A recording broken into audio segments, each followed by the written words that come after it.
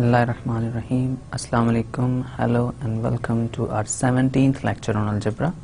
The course code is MTH376 and it's for Master of Mathematics students from ComSat's Institute of Information Technology Virtual Campus. Right, so it's our 17th lecture and again a brief recap as usual of what we have done in the last lecture.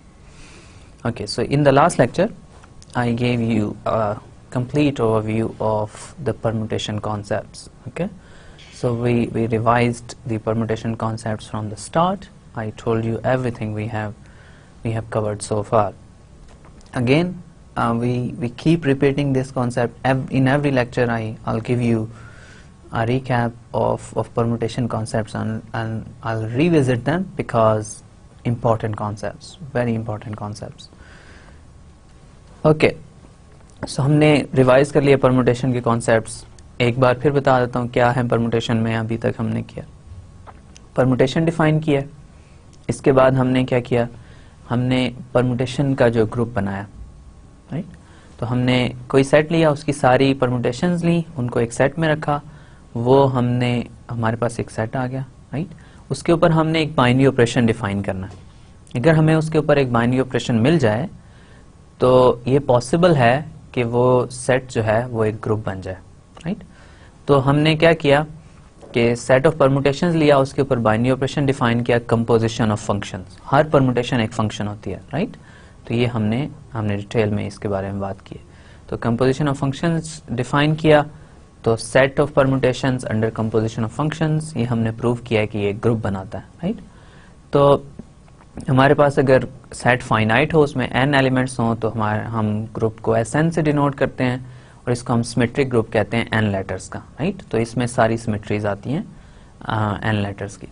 अब कुछ इसमें से groups जो हैं permutations के वो बहुत special हैं. किस सेंस में स्पेशल है?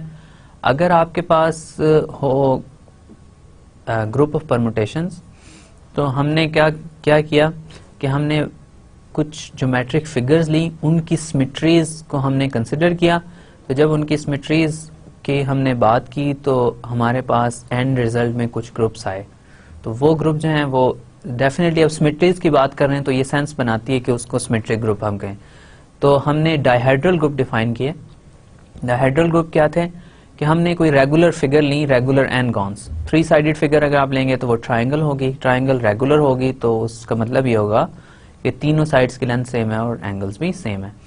तो फिर हमने उसकी सिमेट्रीज फाइंड की, रोटेशनल और रिफ्लेक्शन, और फिर हमने उसको एक सेट में लिखा और वो हमारे पास कंपोजिशन ऑफ परमुटेशंस के अंडर एक ग्रुप बन गया.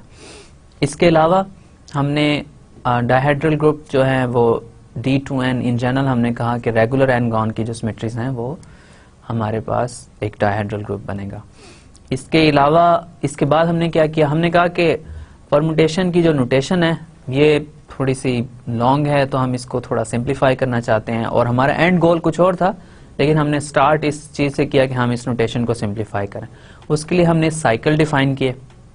राइट, तो साइकिल में हमने क्या किया, साइकिल एक परमुटेशन है, लेकिन वो ऐसी परमुटेशन है जिसमें अगर आप एक साइकिल लिखेंगे, let's say I0, I1 up to so on IK, तो इसमें क्या होगा कि I0 I1 पे मैप होगा, I1 I2 पे मैप होगा, I3 I4 पे मैप होगा, और आखिरी एलिमेंट जो है फर्स्ट पे मैप होगा. तो ये एक कंप्लीट सर्कल है, ये एक साइकिल है. Right, in the true sense of the word cycle. Right, तो अब ये थोड़ी सी कॉम्पैक्ट नोटेशन है, इसमें आपको एक ही लाइन में सब इंफॉर्मेशन मिल रही है. अब साइकिल के बारे में हमने ये भी डिफाइन किया हुआ है कि अगर कोई एलिमेंट साइकिल में अपीयर नहीं हो रहा तो वो फिक्स होगा. ओके, तो अब ये साइक्लिक नोटेशन है. इसके बाद अगर हम इसको थोड़ा और डिटेल में देखें तो हमने एक बहुत अच्छा रिजल्ट देखा था जिसमें हमने ये कहा था कि हर परमुटेशन जो है वो डिसजॉइंट साइकिल्स की प्रोडक्ट की फॉर्म में लिखी जा सकती है. आपके पास कोई भी परमुटेशन हो किसी भी सेट की, आप उसको प्रोडक्ट ऑफ डिसजॉइंट साइकिल्स में लिख सकते हैं. राइट, डिसजॉइंट साइकिल्स क्या हैं? ऐसे साइकिल्स जिनमें कोई भी एलिमेंट आपस में कॉमन नहीं हो. ओके, फिर हमने साइकिल की लेंथ डिफाइन की. साइकिल की लेंथ क्या थी कि अगर एलिमेंट्स आपने काउंट करने हैं साइकिल में कितने आ रहे हैं, अगर आपके पास ऐसे 5 एलिमेंट्स हैं तो वो साइकिल की लेंथ 5 है. तो फिर हमने कहा कि अगर साइकिल की लेंथ 2 होगी तो उन साइकिल्स को हम ट्रांसपोजिशंस कहेंगे।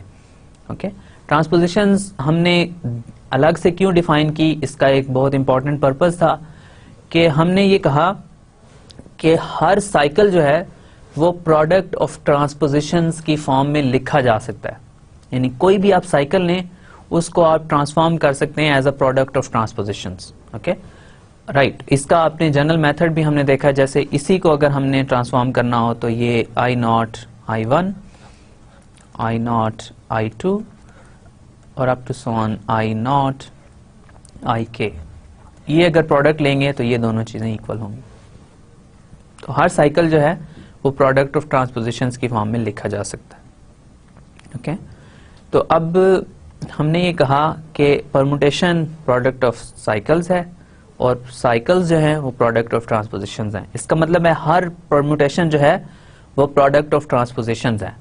ओके, तो अब हमने फिर एक और रिजल्ट देखा जिसमें ये कहा गया कि अगर आप किसी परमुटेशन को प्रोडक्ट ऑफ ट्रांसपोजिशंस में लिखेंगे तो उस प्रोडक्ट में या तो इवन नंबर ऑफ ट्रांसपोजिशंस आएंगी या ऑड नंबर ऑफ ट्रांसपोजिशंस आएंगी। ये नहीं हो सकता कि एक ही जो परमुटेशन है वो इवन नंबर ऑफ ट्रांसपोजिशंस की फॉर्म में भी लिखी जा सकती है और ऑड नंबर ऑफ ट्रांसपोजिशंस की फॉर्म में भी लिखी जा सकती हो, या वो इवन होगी या ऑड होगी। फिर हमने कहा अगर आपका सिमेट्रिक ग्रुप Sn है, उसमें n फैक्टोरियल एलिमेंट्स हैं, तो आपका जो इवन परमुटेशंस हैं वो n फैक्टोरियल ओवर 2 होंगी और ऑड भी n फैक्टोरियल ओवर 2 ही होंगी। आधी इवन होंगी, आधी ऑड होंगी। इसका मतलब है Sn को आप डिवाइड कर सकते हैं दो पार्ट्स में, इवन परमुटेशंस और ऑड परमुटेशंस। अब इन पार्ट्स को अगर हम 1 by 1 देखें तो जो पार्ट है इवन परमुटेशंस का, उसको हमने प्रूव किया कि ये एक ग्रुप बनाता है। ओके, जो इवन परमुटेशंस का पार्ट है, यानी अगर सिमेट्रिक ग्रुप में से सिर्फ इवन परमुटेशंस आप ले लें तो वो एक ग्रुप बनाता है। इसको हमने अल्टरनेटिंग ग्रुप कहा, राइट। और जो आपके पास ऑड परमुटेशंस है उसमें वो ग्रुप नहीं बनाता, क्योंकि उसमें आइडेंटिटी एलिमेंट ही मौजूद नहीं है, तो वो ग्रुप कैसे बनाएगा, राइट। तो जो ऑड वाला पार्ट है वो ग्रुप नहीं है, इवन वाला पार्ट जो है वो ग्रुप होगा। तो हमारे पास इस मेथड को यूज करते हुए हमने थोड़ा सा लॉन्ग हमने रूट लिया कि हमारे पास परमुटेशन थी, उसको हमने साइकिल्स की फॉर्म में लिखा, साइकिल्स को ट्रांसपोजिशंस की फॉर्म में लिखा, और हम यही कहते रहे कि हम अपनी नोटेशन को सिंप्लीफाई करें। लेकिन एंड गोल ये था कि हम अल्टरनेटिंग ग्रुप को कंस्ट्रक्ट करें। तो अल्टरनेटिंग ग्रुप अगर हमारे पास प्रोडक्ट ऑफ ट्रांसपोजिशंस नहीं आएगा तो इवन और ऑड परमुटेशन की डेफिनेशन भी शायद इस तरह पॉसिबल ना होती। तो फिर हम अल्टरनेटिंग ग्रुप की कोई ऐसी कंक्रीट फॉर्म नहीं दे सकते। तो अल्टरनेटिंग ग्रुप की अब हमारे पास एक बहुत कंक्रीट फॉर्म है। हमने अल्टरनेटिंग ग्रुप में क्या रखना है, सिमेट्रिक ग्रुप है, उसकी जो इवन परमुटेशंस हैं वो सारी की सारी हमने अल्टरनेटिंग ग्रुप में रख देनी है। तो हमारे पास जो अल्टरनेटिंग ग्रुप है वो set of all even permutations है और वो इटसेल्फ एक ग्रुप बनाता है। ऑड परमुटेशंस एक ग्रुप नहीं बनाती हैं, राइट।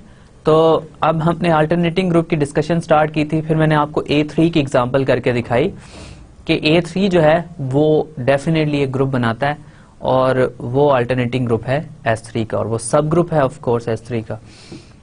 तो अल्टरनेटिंग ग्रुप जो है वो अगर मैं AN उसको कहूं, जो हमने AN कहा हुआ उसको, तो AN में क्या है, AN जो है वो set of all even permutations है, राइट, ऑफ Sn, ठीक है, set of all even permutations of Sn, symmetric group Sn।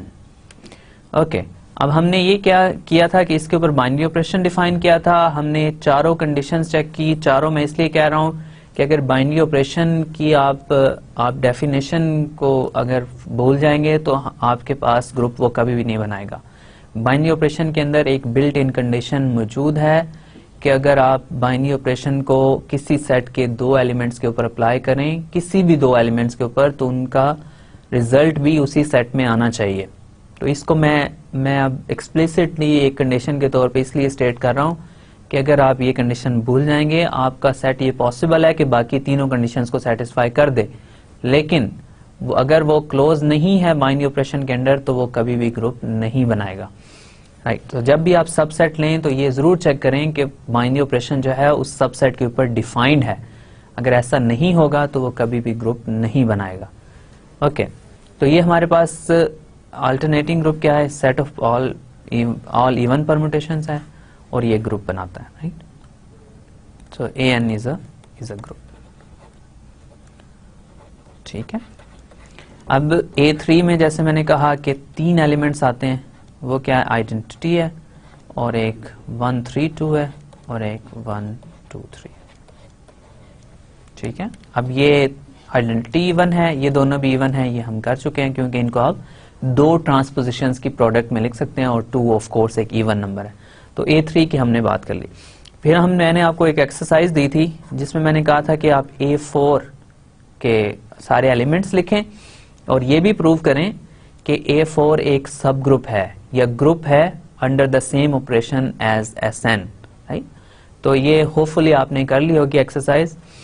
तो इसके बाद हमने नेक्स्ट बात करना शुरू की थी कि सिमेट्रिक ग्रुप है उसमें सारी परम्यूटेशंस हैं, राइट। तो उसका जब हम सबसेट लेते हैं यानी उसका सब ग्रुप लेते हैं तो वो उसको जो इवन परम्यूटेशंस का है वो एक सब ग्रुप बनाता है, फाइन। लेकिन अगर हमारे पास सिमेट्रिक ग्रुप के अलावा कोई और परम्यूटेशंस का ग्रुप हो, जैसे आपके पास ग्रुप है D8, राइट, जैसे आपके पास ग्रुप हो D8, तो या आपके पास इन जनरल D2N हो, तो मेरा क्वेश्चन ये है कि अगर आप एक सेट लें AN टिल्डा, जिसमें आप कहें is the set, if AN is the set of all even permutations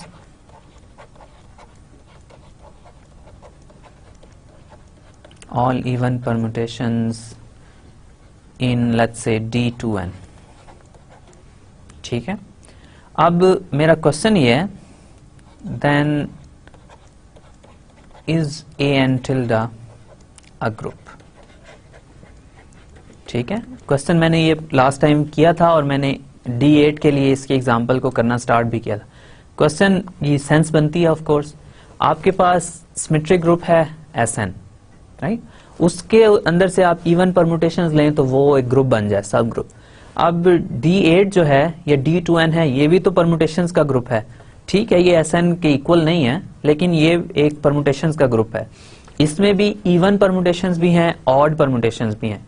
तो क्वेश्चन ये है कि क्या ये D2N जो है ये ग्रुप बनाएगा या नहीं। और ऑफ कोर्स इसमें ये भी क्वेश्चन शायद एज पार्ट है कि अगर D2N में 2N एलिमेंट्स हैं तो क्या इसमें भी N इवन है और N ऑड है, क्या ऐसी पॉसिबिलिटी है। तो इसको हम चेक कर रहे हैं D8 के लिए। तो D8 के लिए अगर इसकी कोई सेंस बनती है तो शायद हम इसको मजीद जनरलाइज भी कर सकें। तो इसमें मैंने आपको ये एग्जांपल करना स्टार्ट की थी कि आपके पास D8 ये सेट है या ग्रुप है, हमने इसको प्रूव कर चुके हैं, ये ग्रुप है, इसके ऊपर हम बहुत सारी और चीजें भी कर चुके हैं। तो ये आपके पास D8 एक ग्रुप है, group of symmetries of a square, right. So इसमें कौन कौन सी सिमेट्रीज आ रही हैं, रोटेशनल और रिफ्लेक्शन सिमेट्रीज, फ्लिप्स, राइट। तो D8 हमारे पास ये सेट है। अब हमारे पास A4 टिल्डा मैंने डिफाइन किया था लास्ट टाइम, उसमें ये 4 एलिमेंट्स, क्लियरली ये सारे के सारे इवन है, आइडेंटिटी भी इवन है, बाकी तीनों जो हैं वो भी 2 ट्रांसपोजिशंस की प्रोडक्ट की फॉर्म में लिखे गए हैं, तो इसलिए ये भी इवन है। अब मैं ये चेक करना चाह रहा हूं, एक्सरसाइज दी थी मैंने आपको कि क्या ये एक ग्रुप बनाता है या नहीं। ओके, तो मैं इसको चेक करने की कोशिश करता हूं और देखते हैं हम कि इसका क्या रिजल्ट आता है। ऑफ कोर्स आपने आई एम श्योर कि पहले से ट्राई किया हुआ होगा, लेकिन अगर आपने नहीं किया तो ये आपके लिए हेल्पफुल होगा। तो मैं ये A4 टिल्डा को यहाँ लिख देता हूँ। A4 टिल्डा मेरे पास क्या है, ये मेरे पास सेट है, आइडेंटिटी एलिमेंट इसमें मौजूद है और बाकी एलिमेंट्स हम लास्ट स्लाइड से ले लेते हैं। तो 1 3 2 4 है, इसमें और एलिमेंट्स हैं 1 3 2 4 और इसके अलावा हमारे पास एलिमेंट है 1 4 2 3।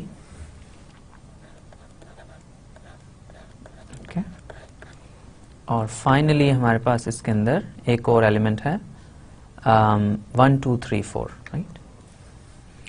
सो 1 2 टाइम्स 3 4।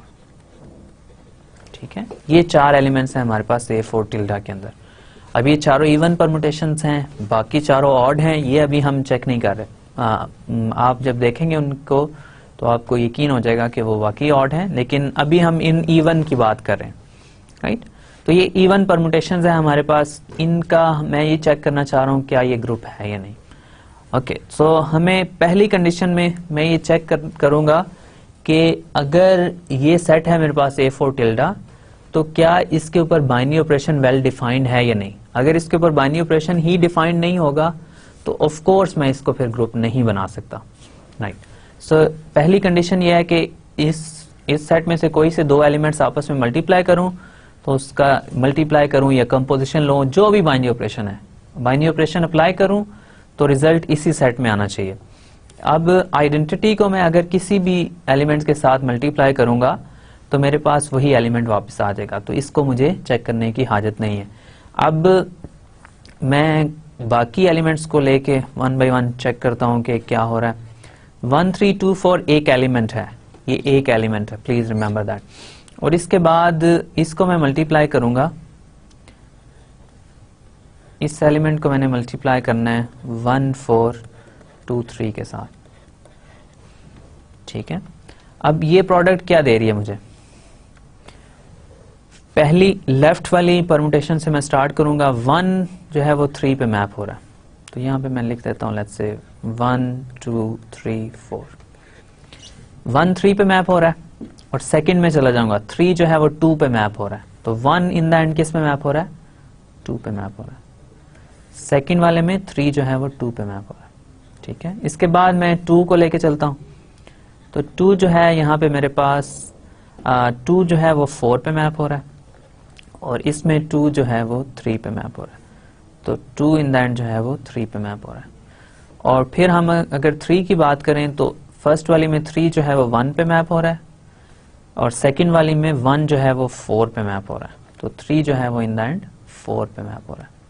ओके, और फाइनली अगर मैं 4 की बात करूं तो 4 जो है वो फर्स्ट वाली में 2 पे मैप हो रहा है, और सेकंड वाली में 2 जो है वो 3 पे मैप हो रहा है, तो 4 जो है वो 3 पे मैप हो जाएगा।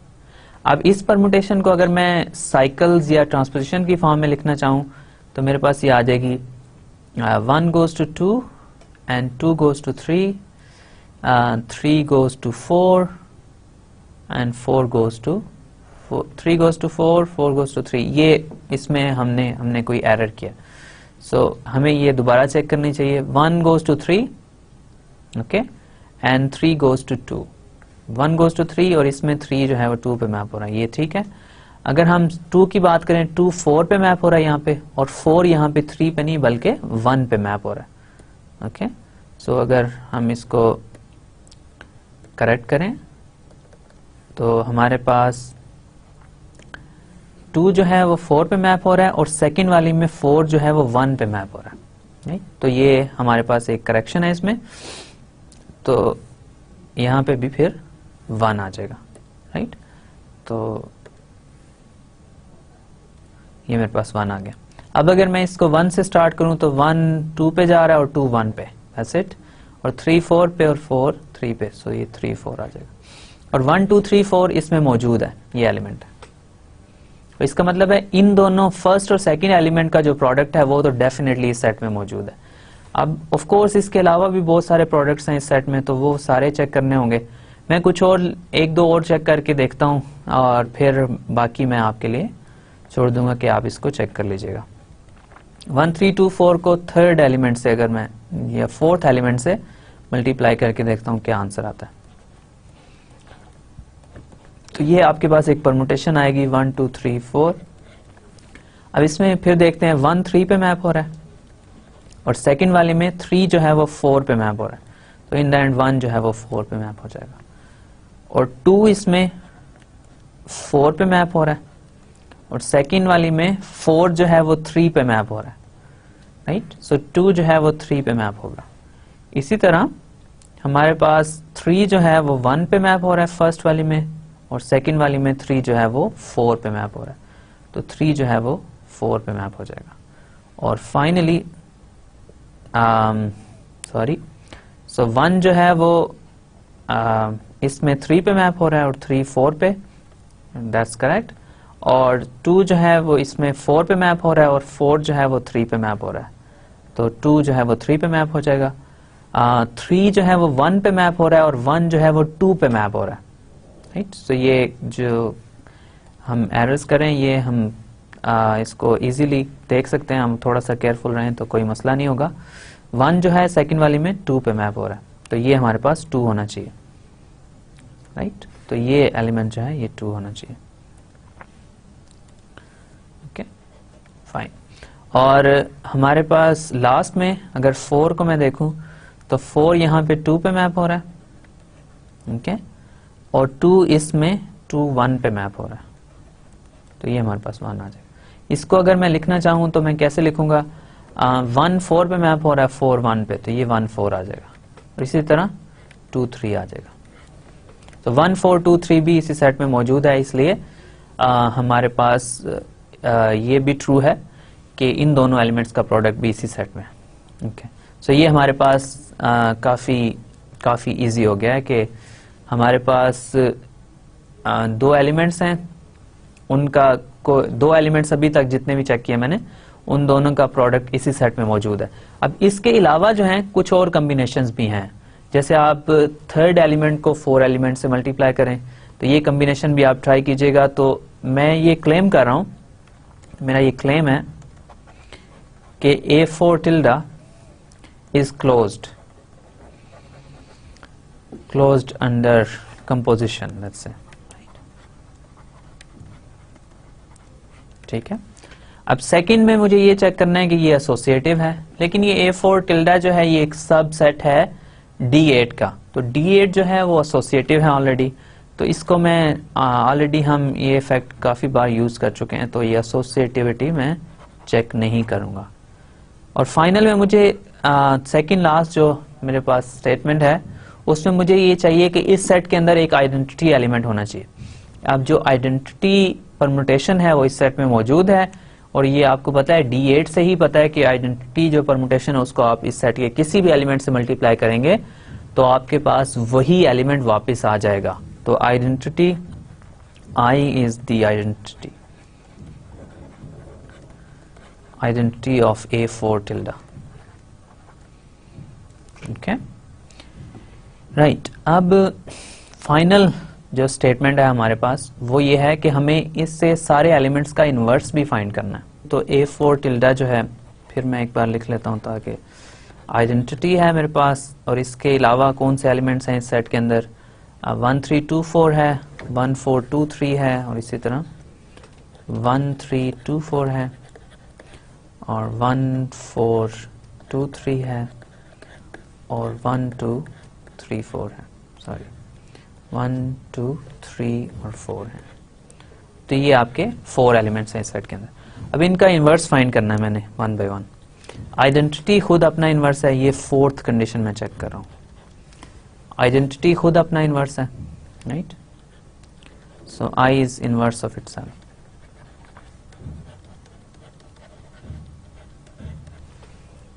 ओके, अब इसके बाद हम अगर सेकेंड एलिमेंट लें 1 3 2 4, तो इसका इन्वर्स फाइंड करते हैं। आइडेंटिटी खुद इसका इन्वर्स नहीं हो सकती, राइट, क्योंकि अगर इसको आइडेंटिटी से मल्टीप्लाई करेंगे तो यही एलिमेंट वापस आ जाएगा। बाय डेफिनेशन ऑफ इन्वर्स इसके साथ मुझे एक ऐसा एलिमेंट मल्टीप्लाई करना है कि आखिर में रिजल्ट जो है वो आइडेंटिटी एलिमेंट आए, राइट। सो 1 3 2 4 के साथ मैं 1 3 2 4 को ही मल्टीप्लाई करके देखता हूँ और मेरे पास क्या रिजल्ट आता है। तो मेरे पास रिजल्ट ये है कि लेट्स से 1 2 3 4 ये मेरी परमुटेशन है, तो 1 3 पे मैप हो रहा है इसमें, और सेकंड वाली परमुटेशन में 3 जो है वो 1 पे मैप हो रहा है, सो 1 1 पे मैप होगा। और फिर 2 की बात करें तो 2 4 पे मैप हो रहा है यहाँ पे, और 4 जो है सेकंड वाली में 2 पे मैप हो रहा है, तो ये 2 पे आ जाएगा। इसी तरह आप चेक कर सकते हैं नेक्स्ट वन 3 पे और फिर 4 पे मैप हो जाएगा, तो ये आइडेंटिटी है। इसका मतलब ये हुआ कि ये एलिमेंट जो है ये खुद ही अपना इन्वर्स है। सो दिस बेसिकली इंप्लाइज कि 1 3 और 2 4 इज इनवर्स ऑफ इटसेल्फ।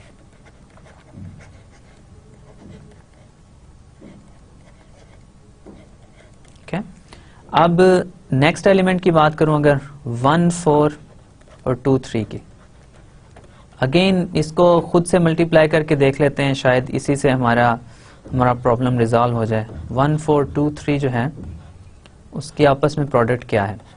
1 2 3 4। इसमें 1 4 पे मैप हो रहा है और नेक्स्ट वाले में 4 जो है वो 1 पे मैप हो जाएगा। फिर ये 1 पे आ गया।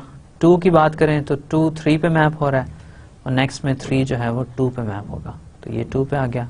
और इसके बाद अगर मैं 3 की भी बात कर लूं तो 3 यहाँ पे 2 पे मैप हो रहा है और 2 यहाँ पे 3 पे मैप हो रहा है, ये 3 पे आ जाएगा और इसी तरह ये 4 पे, तो ये भी आइडेंटिटी आ जाएगा। तो सिमिलरली ये जो एलिमेंट है 1 4 2 3 ये भी है इज इनवर्स ऑफ इटसेल्फ। ठीक है, ओके। एक एलिमेंट रह गया, उसका इनवर्स अगर मिल गया तो ये ग्रुप बन जाएगा हमारे पास। तो वो एलिमेंट क्या है? वो एलिमेंट है 1 2 और 3 4। इसको आपस में मल्टीप्लाई करते हैं इसी से 1 2 3 4, तो हमारे पास क्या रिजल्ट आता है? 1 2 पे मैप हो रहा है, 2 1 पे, तो 1 2 3 4 का रिजल्ट जो है आप चेक कीजिएगा 1 2 3 4 ही आएगा, तो ये आइडेंटिटी है ऑफ कोर्स। सो फाइनली फिर 1 2 3 4 जो है is also inverse of itself.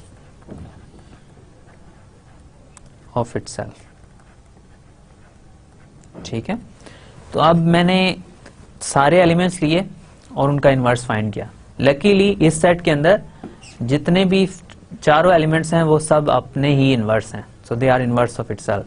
तो इसका मतलब ये हुआ कि A4 टिल्डा जो है ये एक ग्रुप है, A4 tilde is a group.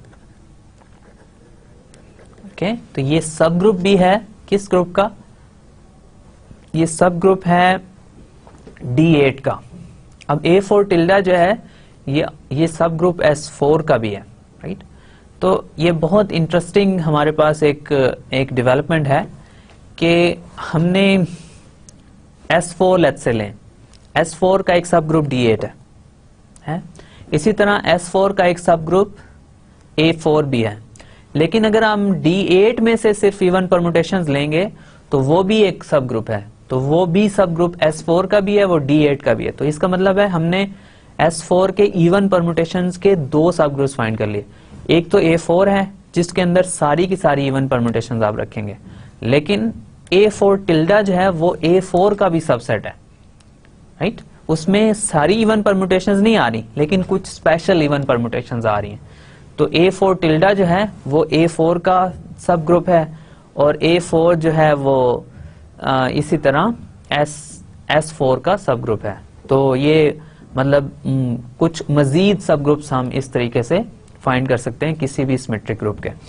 तो हमारे पास क्या आ गया कि A4 टिल्डा जो है वो है is a subgroup of D8।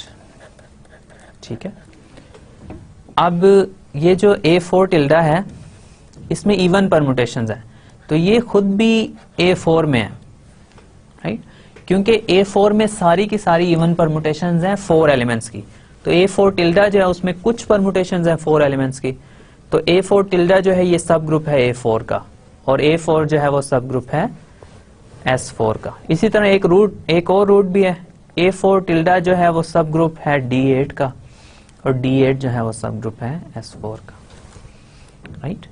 तो इस तरीके से हम इवन परम्यूटेशंस के एक से ज्यादा सब ग्रुप फाइंड कर सकते हैं। इससे आपको ये भी क्लियर होना चाहिए कि हर दफा ये जरूरी नहीं है कि आप सारी की सारी इवन परम्यूटेशंस लेंगे तो ही सब ग्रुप बनेगा। अगर आप कुछ इवन परम्यूटेशंस भी ले लेंगे तो भी सब ग्रुप बन सकता है। A4 तो सारी इवन परम्यूटेशंस लेंगे तो वो तो जरूर ही सब ग्रुप बनेगा, लेकिन ये भी पॉसिबल है कि उसमें से कुछ इवन परम्यूटेशंस आप लें जो कि स्पेशल इवन परम्यूटेशंस हैं, वो भी आपके पास सब ग्रुप बना सकती हैं। तो आपके पास A4 टिल्डा जो है वो सब है D8 का। अब आपके लिए मैं एक क्वेश्चन छोड़ रहा हूं जिसका आंसर काफी स्ट्रेट फॉरवर्ड है कि क्या AN tilde which is the set of even permutations of D2n। ठीक है, क्वेश्चन मेरा यह है कि is an tilde a subgroup of D2n and hence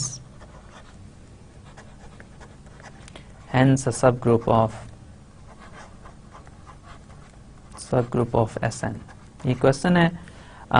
इसका आंसर ट्रिवियल होना चाहिए आपको। अगर D8 के केस में मैंने आपको एक सब ग्रुप दिया है तो इसके लिए आप मतलब लेट्स से आप D10 के लिए आप चेक करेंगे A5 टिल्टा क्या उसका सब ग्रुप बनेगा या नहीं, राइट।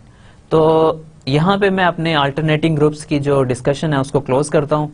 तो अल्टरनेटिंग ग्रुप्स क्या हैं? वो सब ग्रुप्स हैं Sn के जिसमें सिर्फ इवन परमुटेशंस आती हैं, और फिर मैंने D2n के भी आपको मैंने आइडिया दे दिया कि उसके आप इवन परमुटेशंस के कुछ सब ग्रुप्स भी फाइंड कर सकते हैं, राइट। अब इसको मैं इस डिस्कशन को मैं यहाँ पे क्लोज करता हूँ और मैं अपने सिमेट्रिक ग्रुप की तरफ वापस आता हूँ। उसकी एक बहुत इंपॉर्टेंट प्रॉपर्टी डिस्कस करके हम फिर इंशाल्लाह आगे मूव कर जाएंगे, राइट। ये हमारे पास एक फैक्ट है। फैक्ट में ये कह रहा हूं मैं कि Sn जो है वो नॉन अबिलियन है for all n greater than equal to 3, right. अब नॉन अबिलियन का क्या मतलब है कि इट्स नॉट कॉम्यूटेटिव।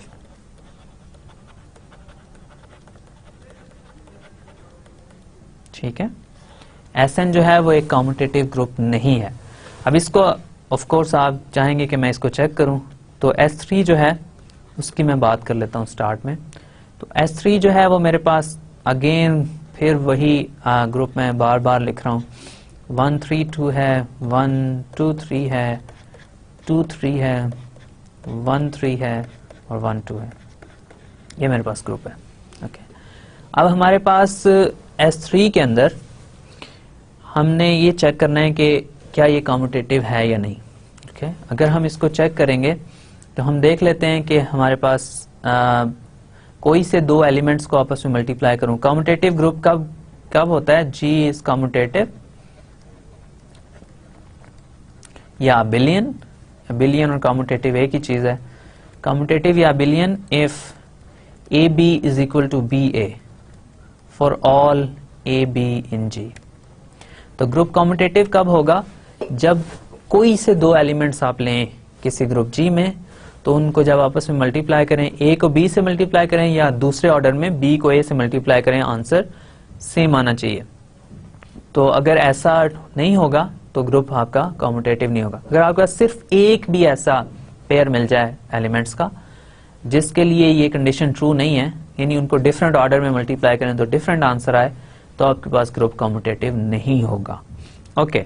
अब हमारे पास एक नॉन अबिलियन ग्रुप की हम एग्जांपल पहले देख चुके हैं। वो क्या था? Group of matrices. अगर आप 2 क्रॉस 2 मेट्रिसेस लें अंडर मल्टीप्लिकेशन, तो और ऑफ कोर्स उसमें आपको इन्वर्टेबल मेट्रिसेस लेने पड़ेंगे। तो इन्वर्टेबल 2 क्रॉस 2 मेट्रिसेस अगर लें अंडर मल्टीप्लिकेशन, तो आपको पता है कि मल्टीप्लिकेशन मेट्रिसेस की कॉम्यूटेटिव नहीं होती, तो ये ग्रुप भी कॉम्यूटेटिव नहीं होगा, ये नॉन अबिलियन ग्रुप है। अब S3 की अगर मैं बात करूं, तो S3 के अंदर मेरे पास 1 3 2 है और इसको मैंने मल्टीप्लाई करना है 1 2 3 के साथ, ओके। मल्टीप्लाई करके देखता हूं क्या आंसर आता है। बार बार हम मल्टीप्लाई कर चुके हैं इसको, लेकिन फिर एक बार इसको देख लेते हैं क्या आ रहा है। 1 3 पे मैप हो रहा है फर्स्ट वाली में, और सेकंड वाली में 3 1 पे मैप हो रहा है, राइट। तो आपके पास जो है 1 3 पे मैप हो रहा है और 3 1 पे मैप हो रहा है। इसका आंसर जो है वो हमारे पास आ जाएगा identity.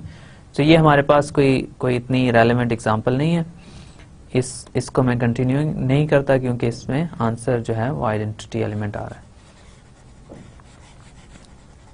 Okay. So let's suppose मैं कोई और एलिमेंट्स लेता हूं इसमें से। मे बी मैं मल्टीप्लाई करता हूं 2 3 को 1 3 से, राइट। 2 3 और 1 3 को आपस में मल्टीप्लाई करें, तो मेरे पास आंसर आ रहा है। फर्स्ट वाली में 1 जो है वो 1 पे मैप हो रहा है, राइट। इस साइकिल में 1 मौजूद नहीं है तो वो फिक्स्ड है, तो 1 1 पे मैप हो रहा है, और सेकंड वाली में 1 3 पे मैप हो रहा है, तो इन द एंड 1 जो है वो 3 पे मैप हो जाएगा, राइट। फिर फर्स्ट में 2 3 पे मैप हो रहा है और सेकंड वाली में 3 जो है वो 1 पे मैप हो रहा है, तो 2 जो है वो 1 पे मैप हो जाएगा। और फाइनली फर्स्ट वाली में 3 2 पे मैप हो रहा है और सेकंड वाली में 2 फिक्स्ड है, तो 3 जो है वो 2 पे ही मैप हो जाएगा। तो हमारे पास ये इन दोनों का प्रोडक्ट जो है इस ऑर्डर में वो आ रहा है 1 3 और 2। अब इन दोनों को किसी और ऑर्डर में मल्टीप्लाई करते हैं, 1 3 को 2 3 से मल्टीप्लाई करें, लेट्स सी क्या आंसर आता है। अब हमने 1 को 3 से मल्टीप्लाई किया, ओके, सॉरी 1 3 पे मैप हो रहा है और 3 जो है सेकंड वाले में 2 पे मैप हो रहा है, तो 1 जो है वो 2 पे मैप हो जाएगा। 1 3 पे मैप हो रहा है और 3 सेकंड वाले में 2 पे मैप हो रहा है, ओके। इसी तरह अगर आप 2 की बात करें तो 2 यहाँ पे फिक्स्ड है, लेकिन सेकंड वन में 2 3 पे मैप हो रहा है, तो 2 जो है वो 3 पे मैप हो जाएगा। और फाइनली फर्स्ट वन में 3 जो है वो 1 पे मैप हो रहा है और सेकंड वन में 3 फिक्स्ड है, तो 3 जो है वो 1 पे चला गया। अब ये जो परम्यूटेशन है ये हमारे पास आ रही है कि 1 2 पे मैप हो रहा है, 2 3 पे और 3 1 पे, तो ये आ रही है आपके पास 1 2 और 3। अभी 1 2 3 जो है ये 1 3 2 के इक्वल नहीं है, तो इसका मतलब ये हुआ कि ये अगर आप मैं पेयर लूं 2 3 और 1 3, इन दोनों को आपस में मल्टीप्लाई करूं डिफरेंट ऑर्डर में, तो मेरे पास डिफरेंट आंसर्स आते हैं। इसका मतलब S3 जो है वो अबिलियन ग्रुप नहीं है। इसके अलावा भी आप एक से ज्यादा और पेयर्स ले सकते हैं जिसमें आप उनको डिफरेंट ऑर्डर में मल्टीप्लाई करें तो आपके पास आंसर डिफरेंट आएंगे। तो इसका मतलब ये हुआ कि S3 जो है वो डेफिनेटली कॉम्यूटेटिव नहीं है, S3 जो है वो कॉम्यूटेटिव नहीं है। इसी तरह आप S4 के लिए आप ट्राई कीजिएगा कि S4 में कोई से 2 एलिमेंट्स आप लें, उसमें चेक करें कि क्या वो कॉम्यूटेटिव आता है या नहीं। अगर वो कॉम्यूटेटिव आ जाता है तो फिर आपने कुछ गलत किया होगा। Sn जो है इन जनरल कॉम्यूटेटिव नहीं है किसी भी n के लिए। Of course n bigger then और इक्वल टू 3 की बात हो रही है। S2 जो है वो कॉम्यूटेटिव है, उसमें 2 ही एलिमेंट्स हैं, वो आप चेक कर लीजिएगा। S1 भी एक अबिलियन कॉम्यूटेटिव ग्रुप है। तो अगर आप 3 से बिगर n लेंगे या 3 के इक्वल भी लेंगे तो आपके पास Sn जो है वो एक नॉन अबिलियन ग्रुप आएगा, ओके। सो ये आपका एक फैक्ट है। तो अभी तक फिर आपके पास एक ही एग्जांपल थी नॉन अबिलियन ग्रुप की, वो थे इनफाइनाइट ग्रुप्स, राइट।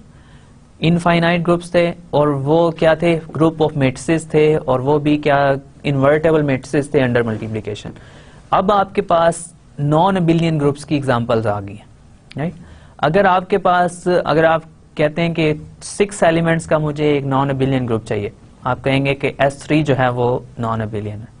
इसके बाद 7 8 एलिमेंट्स जो हैं इनकी बात हम करेंगे। फिर नेक्स्ट जो है वो 24 एलिमेंट्स का अगर नॉन अबिलियन ग्रुप चाहिए तो S4 आपके पास मौजूद है, राइट। तो इस तरह आप नॉन अबिलियन ग्रुप्स जो हैं वो फाइंड कर सकते हैं। तो फाइनाइट ऑर्डर के भी नॉन अबिलियन ग्रुप्स होते हैं। ये आपके जो है हमारे पास एक इंपॉर्टेंट कॉन्सिक्वेंस है इसका, कि अभी तक जो एक ही नॉन अबिलियन ग्रुप हमें पता था, वो नॉन अबिलियन ग्रुप क्या था, वो था group of invertible matrices under multiplication. अब हमारे पास फाइनाइट ऑर्डर के भी कुछ नॉन अबिलियन ग्रुप्स हमें पता है, और जो कि बहुत सारे हैं और बहुत सारे ऑर्डर्स के, ओके। तो Sn जो है इन जनरल नॉन अबिलियन होता है, राइट। इसको आप याद रखिएगा, राइट। यहाँ पे मैं जो आपकी सिमेट्रिक ग्रुप की जो डिस्कशन है उसको मैं परम्यूटेशन ग्रुप्स और सिमेट्रिक ग्रुप्स की डिस्कशन को क्लोज कर रहा हूँ। यहाँ पे ये ग्रुप्स बार बार अब अपीयर होते रहेंगे, लेकिन अब जो भी इनके बारे में हम प्रूव कर चुके हैं ऑलरेडी, इन फैक्ट्स को मैं यूज करूंगा और इन ग्रुप्स को मैं यूज करूंगा, लेकिन इनकी डिटेल में अब हम नहीं जाया करेंगे। तो सिमेट्रिक ग्रुप हमने डिफाइन कर दिया, अल्टरनेटिंग ग्रुप हमने डिफाइन कर दिया, उनको प्रूव भी कर दिया कि वो ग्रुप्स होते हैं, और हमने एग्जांपल्स भी बहुत सारी देखी सिमेट्रिक ग्रुप्स की, स्पेशल ग्रुप्स भी देखे, डायहेड्रल ग्रुप्स भी देखे। तो अब इसमें हमारे पास इस डिस्कशन को क्लोज करते हुए एक इम्पॉर्टेंट फैक्ट हमें नजर आया, वो ये है कि सिमेट्रिक ग्रुप्स जो हैं वो इन जनरल जो है कॉम्यूटेटिव नहीं है, अबिलियन ग्रुप नहीं है। लेकिन अगर आप अबिलियन प्रॉपर्टी को देखें तो वो क्या है कि 2 डिफरेंट ऑर्डर्स में अगर आप 2 एलिमेंट्स आपने मल्टीप्लाई करें किसी ग्रुप के, तो आपके पास आंसर जो है वो सेम आना चाहिए। अब ये अबिलियन की प्रॉपर्टी जो है ये बहुत इंपॉर्टेंट प्रॉपर्टी है किसी भी ग्रुप के लिए, और ये बहुत रियलिस्टिक है एक्सपेक्ट करना कि दो डिफरेंट ऑर्डर में सेम चीजों को अगर हम रखें तो उनका रिजल्ट जो है वो सेम आना चाहिए, राइट। मतलब रियल लाइफ में हम ये एक्सपेक्ट करते हैं दो डिफरेंट चीजें हैं, उनको हम डिफरेंट ऑर्डर में अगर रख दें तो हमारे लिए वो ज्यादा मैटर नहीं करती हैं। दो चेयर्स हैं, आप उनको मतलब डिफरेंट जगह पे रख दें तो हम ये एक्सपेक्ट करते हैं ठीक है दो चेयर्स ही हैं तो ये मतलब सेम ही है ये चीज ना। इसी तरह बाकी भी जो भी रियल लाइफ के फिनोमेनाज हैं उसमें ज्यादातर अबिलियन का जो कॉन्सेप्ट है उसको हम एक्सपेक्ट करते हैं कि वो ट्रू हो। तो इसी तरह ग्रुप थ्योरी में जो अबिलियन ग्रुप्स होते हैं या कॉम्यूटेटिव ग्रुप्स होते हैं ये बहुत इंपॉर्टेंट है, बहुत मतलब ये ज्यादा नेचुरल ग्रुप्स हैं और ये बहुत क्रूशियल ग्रुप्स हैं। अब ये जो सिमेट्रिक ग्रुप्स हैं ये अबिलियन नहीं है, और इसी तरह बहुत सारे ऐसे ग्रुप्स हैं, आगे जाके हम आपको एक जनरल रिजल्ट भी इंशाल्लाह हम डिस्कस करेंगे जिसमें आपको पता चलेगा कि नॉन अबिलियन ग्रुप्स जो हैं वो लातादाद हैं, बहुत सारे हैं। तो हम अगले जो हमारे टॉपिक्स हैं उसमें हम ये देखना चाह रहे हैं कि कुछ ग्रुप्स ऐसे हैं जो कभी भी नॉन अबिलियन नहीं हो सकते, right.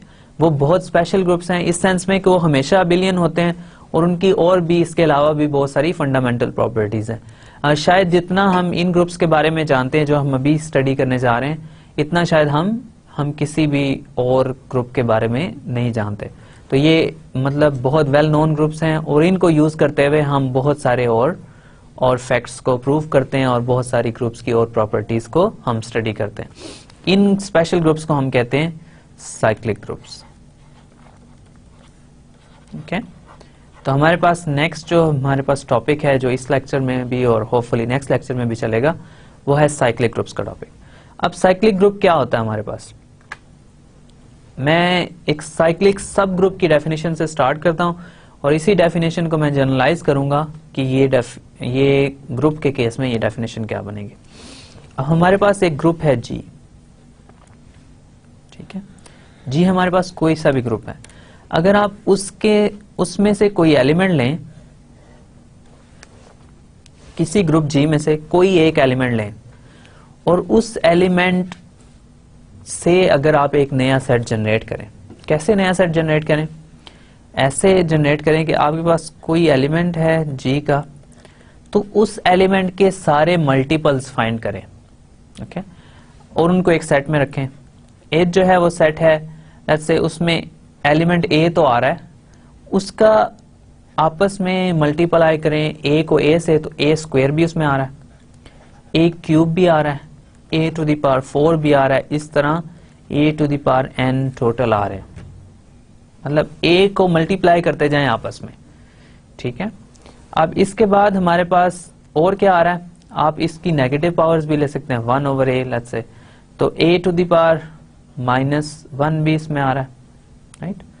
A to the power -2 भी आ रहा है, ए टू द पावर -3 भी आ रहा है, और कीप गोइंग। इसके अलावा एक और पावर इसमें आ रही है, वो है ए टू द पावर 0। हमने क्या करना है, इस ए को जो हमने एलिमेंट लिया किसी ग्रुप में से उसको मल्टीप्लाई करते जाना है, यानी उसके थ्रू जितने भी और एलिमेंट्स आ रहे हैं ग्रुप के उनको एक सेट में लिखना है। तो एलिमेंट ए लिया, उसकी एलिमेंट्स को उसी को आपस में मल्टीप्लाई करते जाना है, या जो भी बाइनरी ऑपरेशन हो, ये अभी आगे जाके डिस्कशन को मैं मजीद एनहांस करता हूँ। उसके एलिमेंट्स को अभी हम ये अज्यूम करते हैं मल्टीप्लिकेशन का बाइनरी ऑपरेशन है, तो उस सेट को आप उस एलिमेंट को जो आपने ग्रुप में से लिया है उसको आपस में मल्टीप्लाई करें, कोई और एलिमेंट यूज नहीं कर सकते हैं, उसी की पावर्स लेनी है। पॉजिटिव पावर्स ले सकते हैं, नेगेटिव पावर्स ले सकते हैं, 0 पावर ले सकते हैं, लेकिन इसके अलावा कोई भी और एलिमेंट आप यूज नहीं कर सकते हैं। तो अगर आप ऐसा एक सेट बनाएं तो अब ये सेट जो है ये क्या है, ये पावर्स हैं ए की, कौन सी पावर्स हैं, nth पावर्स हैं, और n कोई भी इंटीजर हो सकता है। इंटीजर्स क्या हैं, पॉजिटिव नंबर्स हैं, नेगेटिव नंबर्स हैं, whole numbers, positive negative whole numbers, और 0 भी ऑफ कोर्स उसमें आ रहा है, राइट। तो इसकी कोई भी इंटीजर पावर अगर आप लें और उसको एक सेट में रखें, तो हम ये क्लेम कर रहे हैं कि H जो है, H is a subgroup of G। ठीक है, ये क्लेम है मेरा कि आप इस तरह जो H बनाएंगे वो G का सब ग्रुप होगा। ओके, ये पहला क्लेम है। दूसरा क्लेम ये है कि आप ये जो सब ग्रुप है इसको फिर हम साइक्लिक ग्रुप कहेंगे। तो अगर ये सब ग्रुप जो है जो आपने सेट बनाया जिसको सिर्फ एक एलिमेंट के थ्रू आप लेट्स से जनरेट कर रहे हैं, राइट, जनरेट किस तरह कर रहे हैं, वही एलिमेंट यूज हो रहा है, उसी को यूज करते हुए हम उस सेट के बाकी सारे एलिमेंट्स हमारे पास आ रहे हैं। तो ये समझ लें कि जनरेशन का एक प्रोसेस है, उससे नए एलिमेंट हम बना रहे हैं, जनरेट कर रहे हैं। तो उसी एलिमेंट से जनरेट किए हुए सारे एलिमेंट्स जो हैं उस सेट में रखें। तो मैं ये क्लेम कर रहा हूं कि ये सब ग्रुप है। इस क्लेम को मैं आपके सामने प्रूव भी करूंगा, लेकिन इससे पहले मैं इस डेफिनेशन को थोड़ा एक्सप्लेन करने के लिए आपको कुछ मजीद एग्जांपल्स इसकी दिखाना चाहूंगा कि क्या एग्जांपल्स हैं इसकी, क्या मतलब है इस डेफिनेशन का। अच्छा, इसकी एग्जांपल करने के लिए लेट्स से आपके पास कोई ग्रुप लेना पड़ेगा। स्टार्ट में ग्रुप में ले लेता हूं इंटीजर्स का, राइट। अब इंटीजर्स जो है वो मैं एडिशन के अंदर ही ले सकता हूं, मल्टीप्लिकेशन के अंदर तो नहीं ले सकता, क्योंकि एडिशन के अंदर ही Z ग्रुप बनाता है, मल्टीप्लिकेशन के अंदर नहीं बनाता। होपफुली ये आपको चीजें याद होंगी, काफी टाइम हो गया इस चीज को हमें किए हुए, लेकिन ये चीजें प्लीज याद रखिएगा। इंटीजर्स के जो है वो एडिशन के अंदर एक ग्रुप बनाता है। अब नेक्स्ट प्रोसेस क्या है, इसमें से कोई एक एलिमेंट मैंने लेना है, कोई एक एलिमेंट। लेट्स से मैं एलिमेंट ले लेता हूं A जो है वो 2 है, ठीक है। अब बाइनरी ऑपरेशन मेरा एडिशन का है, तो मैंने एक करना है कि इस एलिमेंट से इसी एलिमेंट को इसी एलिमेंट में ऐड करके जो मेरे पास एलिमेंट्स आ रहे हैं वो एलिमेंट्स मैंने लिखने हैं, राइट। जो भी एलिमेंट्स इस एलिमेंट को ऐड करके मेरे पास आ रहे हैं वो मैंने एलिमेंट्स इसमें लिखने हैं। तो मैंने एक सेट नया बनाना है H, जिसमें मैं ये एलिमेंट्स लिख रहा हूं। 2 आएगा ऑफ कोर्स, इसके अंदर 2 + 2 भी आएगा फिर, जो कि 4 है, और फिर इसी तरह 2 + 2 + 2 भी आएगा जो कि 6 है, और इसी तरह आप इसमें 8 भी आएगा और 10 भी आएगा और 12 भी आएगा अप टू 100, ठीक है। अब इसके अंदर आपके पास इंटीजर्स की बात हो रही है, राइट। तो इसके सारे के सारे इंटीजर्स की जो एडिशन की अगर बात कर रहे हैं, या तो फिर इसके अंदर नेगेटिव एडिशन की कैसे बात करेंगे।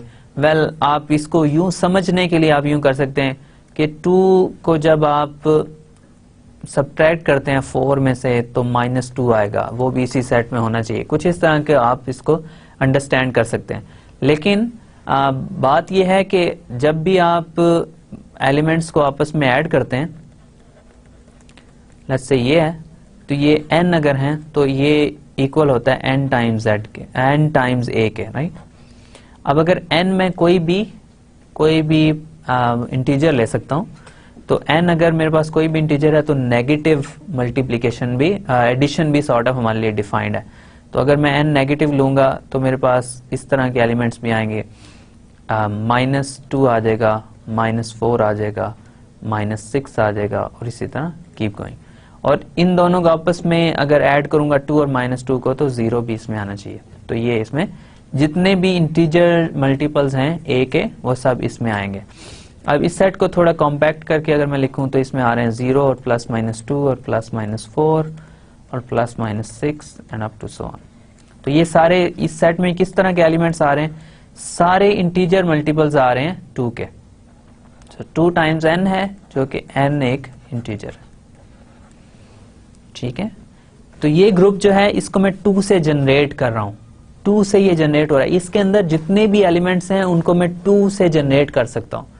2 को किसी इंटीजर से मल्टीप्लाई करूं तो इस सेट में कोई भी एलिमेंट जो है वो मेरे पास आ जाएगा।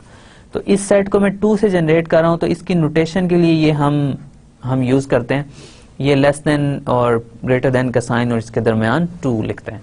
इसका मतलब ये होता है कि ये जो सेट है ये 2 से जनरेट हुआ है। अगर आपको सिर्फ ये नोटेशन बता दी जाए तो आप इससे ये अंडरस्टैंड करेंगे कि अब 2 से जितने भी जनरेट होके एलिमेंट्स, जितने भी मैं बना सकता हूँ 2 से elements, binary operation of course यहाँ पे एडिशन है, वो सारे के सारे एलिमेंट्स मैं इस सेट के अंदर रखूंगा। ओके, अब क्या ये सेट सब ग्रुप है G का, Z का? अब ये हमारे पास एक क्वेश्चन है, ये हम ऑलरेडी प्रूव कर चुके हैं ये अर्लियर एक्सरसाइजेज में कि ये हमारे पास एक सब ग्रुप है, is a subgroup of Z। अब इसको इन जनरल हम अभी प्रूव कर देते हैं कि H जो है वो एक सब ग्रुप होगा अगर H को हम इस तरह से बनाएंगे। ओके, एक और एग्जांपल छोटी सी करके फिर मैं आपको उसका प्रूफ दिखाता हूँ, अपना जो फैक्ट जो क्लेम मैंने किया हुआ उसका। ओके, सो ये हमारे पास आ गया जो सेट है जो मैंने 2 से जनरेट किया। ओके, अब इस H को मैं कहूंगा ये साइक्लिक सब ग्रुप है G का जो कि जनरेट हो रहा है 2 से। सो H here is a cyclic subgroup of the group G generated by 2। अब अगर मैं 3 ले लूं यहाँ पे एलिमेंट A जो है वो 3 ले लूं और 3 से जनरेट होने वाले जो सेट है उसमें फिर क्या आएंगे 3 टाइम्स n और n कोई भी इंटीजर है, राइट। तो इसमें बेसिकली ये एलिमेंट्स आ रहे हैं 0 और प्लस माइनस 3 और प्लस माइनस 6 और प्लस माइनस 9 और सो ऑन। तो 3 के सारे मल्टीपल्स इस सेट में आ रहे हैं। अब अगेन ये भी एक ग्रुप है और सब ग्रुप है, सब ग्रुप ऑफ Z+। ठीक है, तो ये हमारे पास 2 साइक्लिक सब ग्रुप्स आ गए Z के, राइट। तो अब हम इसी को आगे कंटिन्यू करते हैं। तो हमारे पास ये आ जाता है, कोई और अगर हम सेट लेके उसके कुछ सब ग्रुप्स फाइंड करने की कोशिश करें तो लेट्स से हमारे पास एक सब ग्रुप है, एक ग्रुप है R और अंडर एडिशन ही ले लेते हैं लेट्स से। ठीक है, अंडर एडिशन अगर आप लें R तो हमारे पास क्या होगा, हमारे पास अगर हमने सब ग्रुप फाइंड करने हैं तो कोई एलिमेंट अगर आप लें A इक्वल्स टू 2। अब इसके अगेन वही बात है कि हमने ऐड करना है इस एलिमेंट को और हमने जितने भी इसके पॉसिबल प्रोडक्ट्स हैं वो अपने फाइंड करने हैं। और इन जनरल जो सेट है जनरेटेड बाय 2 वो क्या होगा 2 टाइम्स n और n जो है एक इंटीजर। ये सारे के सारे एलिमेंट्स R प्लस में है तो ये फिर वही ग्रुप बन जाता है और ये मतलब ज़्यादा इंटरेस्टिंग एग्जांपल नहीं है। लेकिन अगर आप लें R और अंडर मल्टीप्लिकेशन, ठीक है, और एलिमेंट आपका 2 ही रहे तो अब आपके पास जो सेट है जो 2 से जनरेट हो रहा है वो क्या आएगा, वो है अब प्रोडक्ट्स हैं 2 की पावर्स हैं 2 to the power 0, 2 to the power 1, 2 to the power 2, 3 up to so on। और इसी तरह पॉजिटिव नेगेटिव सारी पावर्स जो हैं 2 की लेनी हमने, तो 2 to the power -1 भी आएगा, 2 to the power -2, -3 up to so on। तो जो मेरा सेट है 2 से जनरेट हो रहा है उसमें मेरे पास ये सारे एलिमेंट्स आएंगे 2 to the power n जो है वो एक इंटीजर है। अब अगर आप ये प्रूव करना चाहें कि क्या ये एक सब ग्रुप है या नहीं, आपको ये इजीली आप प्रूव कर सकते हैं। आई एम श्योर कि ये एक सब ग्रुप है। ठीक है, आप सब ग्रुप का क्राइटेरियन भी यूज कर सकते हैं या आप ये यूज करें इसको जस्ट एक ग्रुप प्रूव कर दें। ग्रुप कैसे प्रूव करेंगे, इसमें आइडेंटिटी एलिमेंट है क्योंकि 2 to the power 0 जो है वो 1 होता है, तो 1 जो है मल्टीप्लिकेटिव आइडेंटिटी है। इसके अलावा हर एलिमेंट का इन्वर्स भी मौजूद है, 2 का इन्वर्स 1/2 है, 2 स्क्वायर का इन्वर्स 1/4 है, 2 to the power -2 जो है वो 1/4 होता है। इसी तरह आप इसको इजीली प्रूव कर सकते हैं कि ये एक सब ग्रुप है। अब ये R डॉट का एक साइक्लिक सब ग्रुप है जो मैंने जनरेट किया है 2 से। R डॉट का एक साइक्लिक सब ग्रुप है जो मैंने जनरेट किया है 2 से। ओके, इसी तरह और एलिमेंट्स लेके आप जनरेट कर सकते हैं। इसकी बहुत सारी एग्जांपल्स आपको मैं बताऊंगा लेटर ऑन। अभी मेरे पास टाइम कुछ कम बचा है तो मैं ये अपना क्लेम प्रूव करना चाह रहा हूँ कि मेरे पास जो मैंने सबसेट बनाया, कोई भी ऐसा सबसेट बनाऊं तो वो हमेशा सब ग्रुप बनेगा। हम अब इस क्लेम को प्रूव कर देते हैं। तो क्लेम मेरा क्या है कि क्लेम ये है कि ये जो सेट है H जिसमें मैंने ये एलिमेंट्स रखे A to the power n such that n is an integer। A जो है वो किसी ग्रुप का एक एलिमेंट है।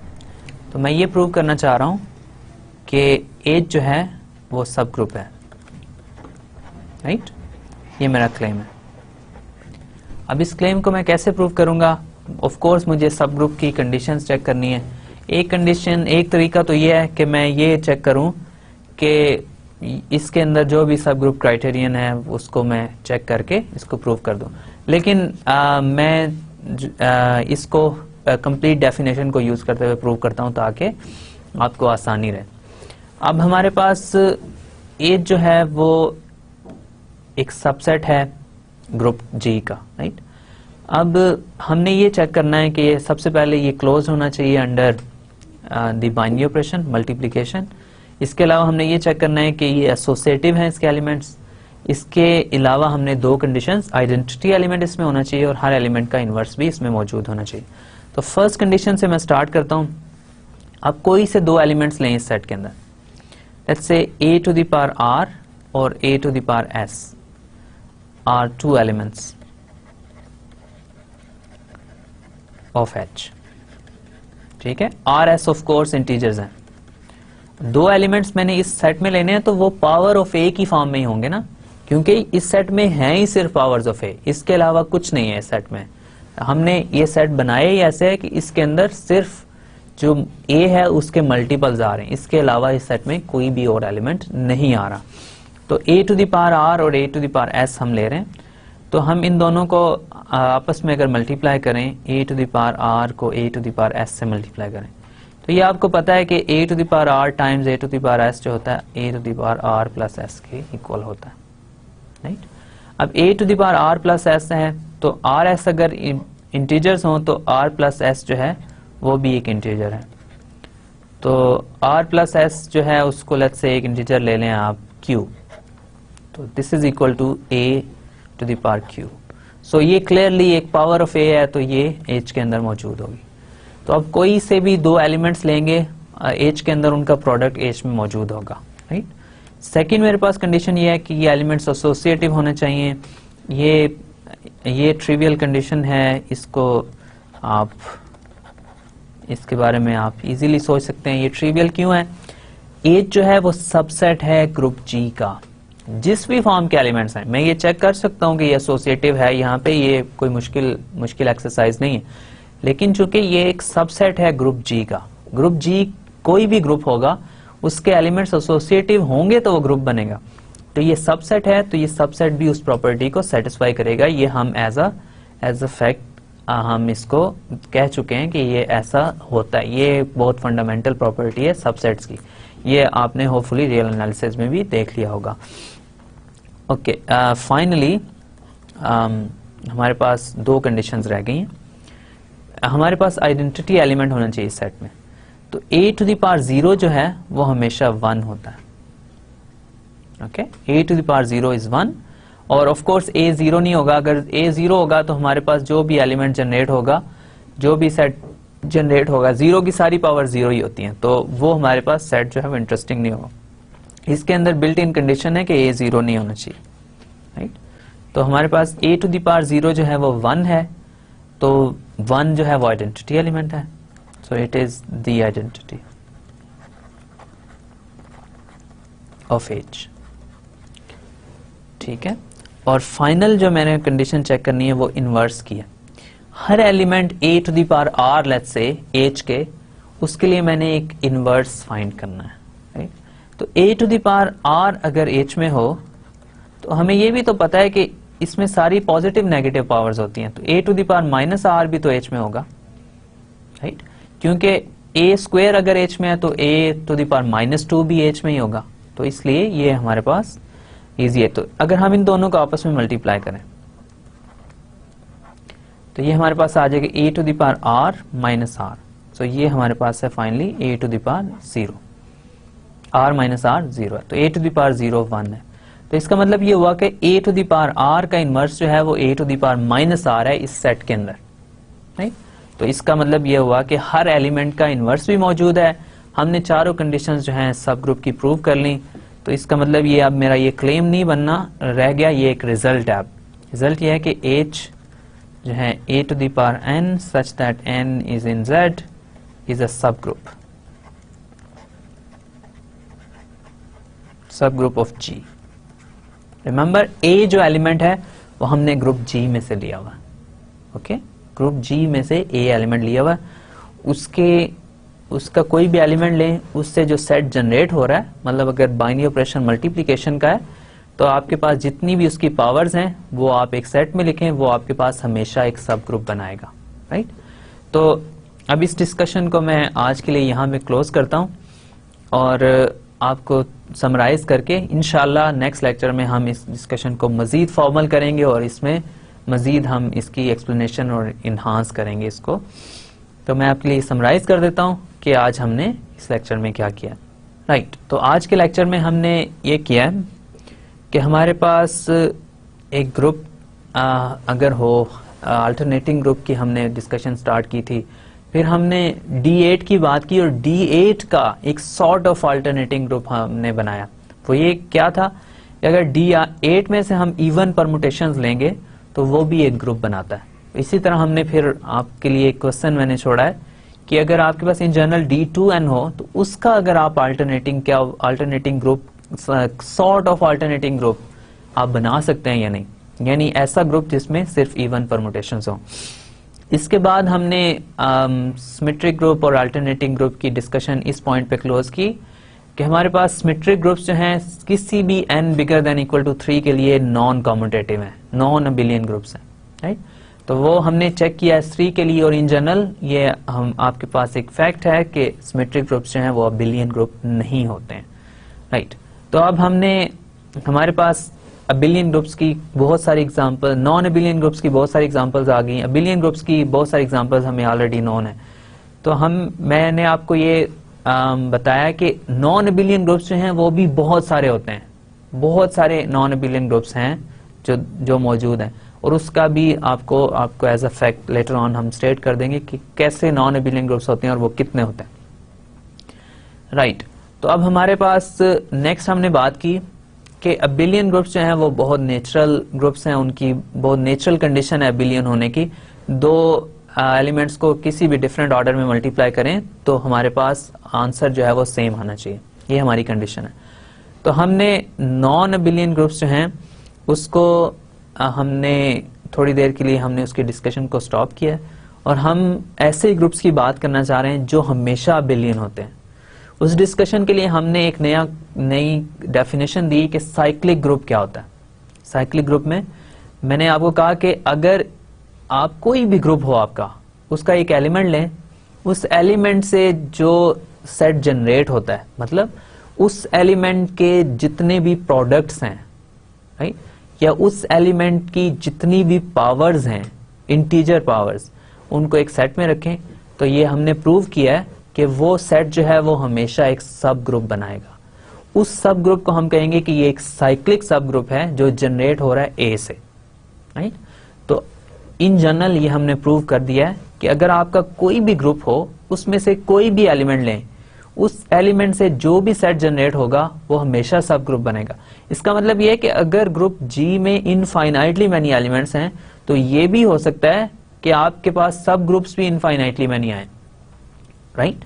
तो ये कुछ डिस्कशंस हैं जो हम आगे जाके इसको क्लोज करेंगे इंशाल्लाह। इसके ऊपर मजीद हम बात करेंगे।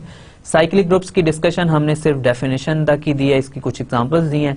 इंशाल्लाह नेक्स्ट लेक्चर में साइक्लिक ग्रुप्स को मैं कंटिन्यू करूंगा, आपको बहुत सारी एग्जांपल्स साइक्लिक सब ग्रुप्स की और ग्रुप्स की बताएंगे। फिर इंशाल्लाह ये भी प्रूव करेंगे कि हर साइक्लिक ग्रुप जो है वो अबिलियन होता है। जब भी साइक्लिक ग्रुप की बात आ जाएगी तो आपके पास नॉन अबिलियन की बात ही खत्म हो जाएगी, वो हमेशा होते ही अबिलियन। तो इससे हमें अबिलियन ग्रुप्स की बेशुमार एग्जांपल्स मिल जाएंगी और इसी तरह फिर लेटर ऑन हम ये भी प्रूव करेंगे कि जो साइक्लिक ग्रुप्स हैं वो किस तरह के होते हैं, उनकी हम एक बहुत कंक्रीट फॉर्म हमारे पास आ जाएगी और फिर इंशाल्लाह हम नॉन अबिलियन ग्रुप्स पे चले जाएंगे। सो यहाँ पे मैं आज का लेक्चर को क्लोज करता हूँ। Thank you very much for your attention and I'll see you again in the next lecture. Thank you.